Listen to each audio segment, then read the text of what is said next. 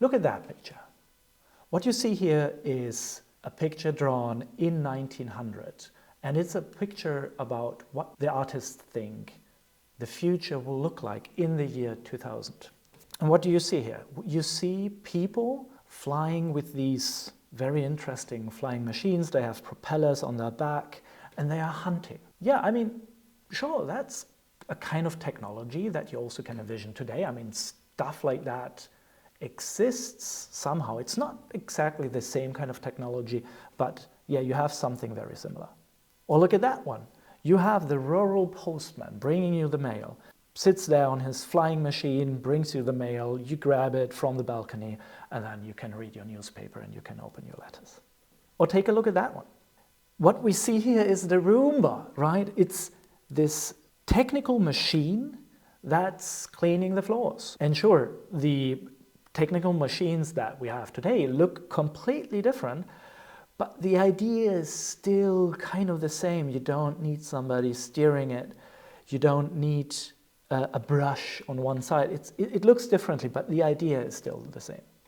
This one I also find very, very interesting.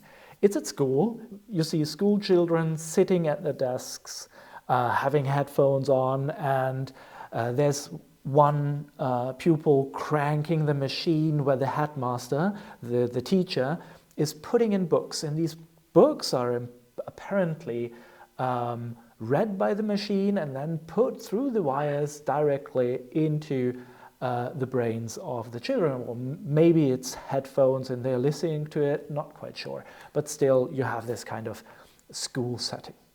So what you see here is that people in 1900 were actually capable of predicting what kind of technology will emerge.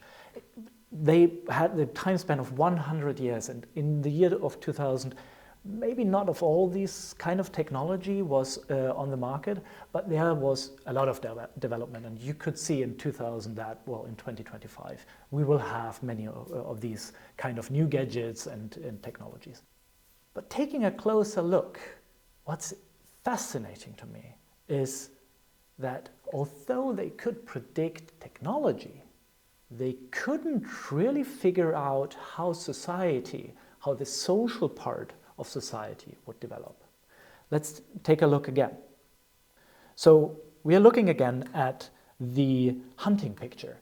And what you see is that people are hunting. Are people still hunting today? I mean, sure, probably the King of England or whatever, but I don't think that people are still hunting. It's not as socially important as it was back then. So what you have is, sure, a technology that absolutely could have been created in the year 2000 or just a couple of years later, but you have a society. This picture is depicting a society that's still the same society as in 1900.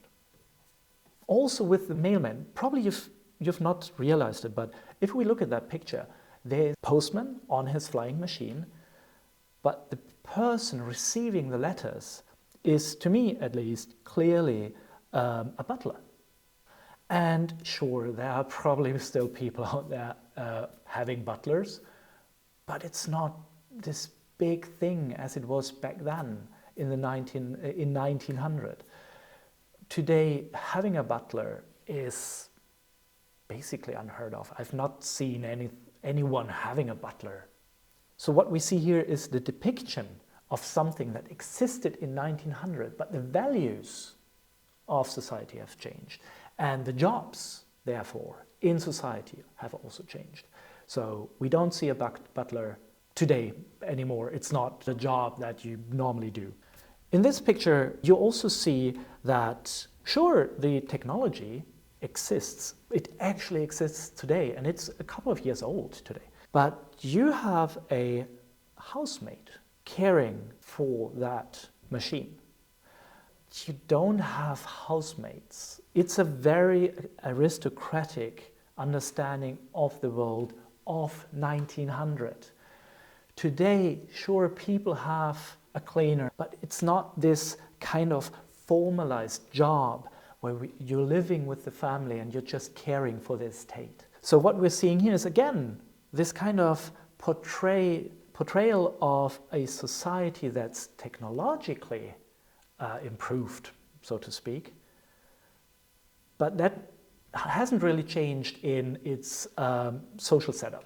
The school picture also tells us a story of how society has actually changed. This is something that's happening today. YouTube is a very good example. You have so many teaching and education channels on YouTube. But what we've come to understand is that learning does not happen by just putting content into your head. That's something that comes from educational research. We have not mastered, but we have kind of understood the most important parts of how we learn. We do not learn by just putting words, in this case probably spoken words, into our heads. We actually have to do things. We have to experience things. Just sitting in a classroom, listening to books is not how we teach people. And that we've understood. We have understood that people, especially children, they need to have tangibility of what they're learning. The learning process is a lot about failure and experiencing something. There's a reason why we do not do this, although it's absolutely technologically possible. So interestingly, what people could imagine is the technology of today. What they couldn't grasp is the way society would shift. So that's probably why we absolutely love technology, because we understand it. It's easy to understand. We see something in research, for instance, technological research, happening right now, and we can extrapolate it into the future and think of what might become of this technology if we just develop it further. We do not have the kind of same understanding of social change and social transformation, because social transformation is extremely complex. It means that we have to understand how behavior can change, how our value, our understanding of ourselves and of others might change.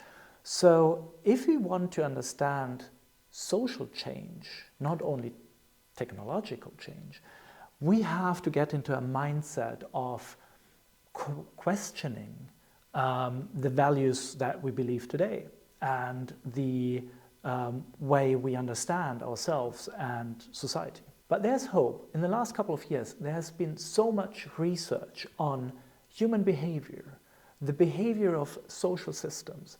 And this kind of research and knowledge has then been transferred quite practically into changing society. Not in a manipulative way, but more in a way of let's shape the world together. We are in the very early ages of that understanding and also in operationalizing this knowledge into real action. But we are going in fast steps into that kind of future. So what do you think? Are we actually capable of changing the world? Or is that just, leftist, wokeist speak? Leave your comment. We're going to read everything. And if you are interested in understanding more about how we can understand human behavior, social systems, subscribe to this channel. Thank you and see you next time.